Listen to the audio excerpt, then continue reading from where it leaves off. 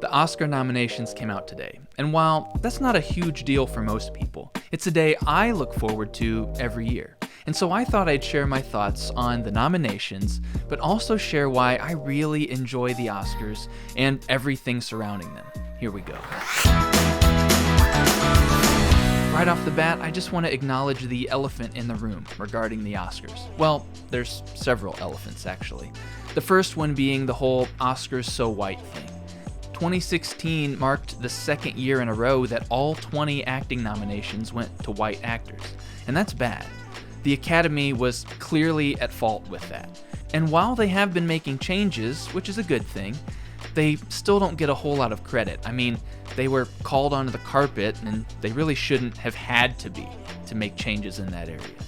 But I will say this, though, that last year's Parasite sweep and this year's nomination shows me that the Academy may have turned a corner when it comes to representation, and that it's gone beyond just tokenism, and hopefully it will only continue to get better in the future. Another major elephant in the room that I'll quickly address is that the Oscars, and really pretty much all award shows, they're pretty much all meaningless popularity contests leveraged as marketing ploys to sell various media. And to that I say, yeah. The comparison I usually make is to football. I say that the Oscars are my Super Bowl, because they just are.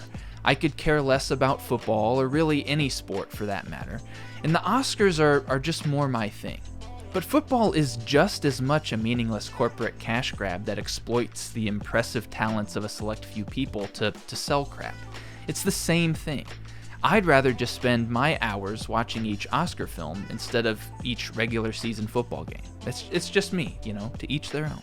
But that brings me to the final elephant in the room, which is the fact that some people don't care for Oscar movies. They're labeled by some as boring, or pretentious, or liberal propaganda, or whatever, and that's fine. Honestly, if that's how you feel, I get it. Art is subjective. But I'd just caution you to avoid putting too broad a label on it, or really on anything.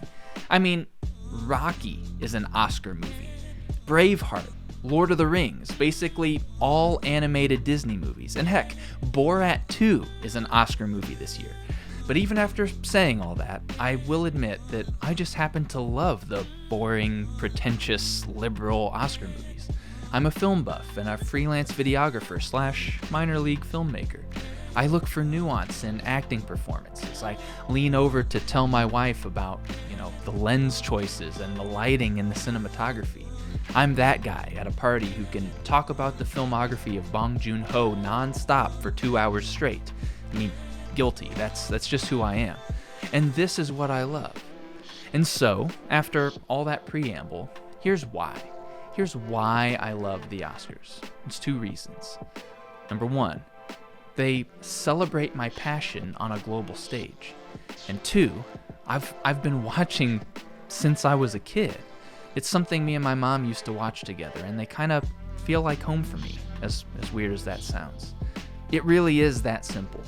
In the same way that the Super Bowl is football's biggest day, the Oscars put the art of filmmaking on a pedestal for a few hours. I love seeing all the biggest stars in one place, wearing their best outfits and bright smiles, and honoring the people and films that made waves, or even just that meant a lot to me that year. Because film is a unique artistic medium in that it can combine literally all other artistic mediums. I mean, it's photography, music, theater, writing, animation, painting, architecture, costume design, makeup, singing, etc. You get it.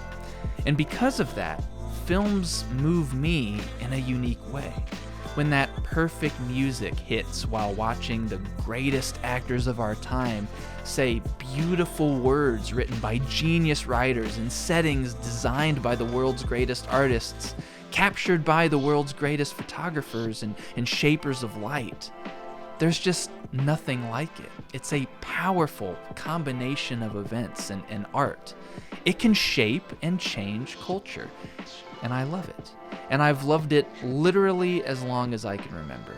And that love continues to this day, which is the day that the nominations came out for this year's Oscars. And now finally, here are some facts and some thoughts about the nominations. From what we see, there are actually 2 women up for Best Directing for the first time in history. And only 5 women have ever been nominated at all in the 100-year history of the Oscars. So that's history making. And they're the first women of color to be nominated for Best Director.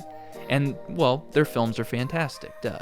Something else to note, Mank got 10 nominations, and you can find my video about that on YouTube. My favorite film writer, Aaron Sorkin, got nominated for Best Screenplay.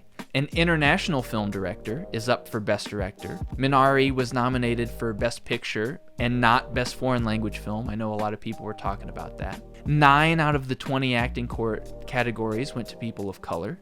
Judas and the Black Messiah made history.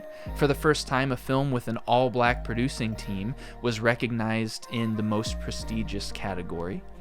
And the star of Sound of Metal, Riz Ahmed, became the first Muslim to be nominated for Best Actor. All in all, I think it's going to be a great year. It's another record year for representation, and it shows that the Oscars are trending in the right direction in terms of diversity. Just like last year, I'm going to do another Oscar Films in 5-minute series. I'm going to make at least 8 videos about the Oscars. And so, I hope you enjoyed my thoughts on the Oscars. I better get to it.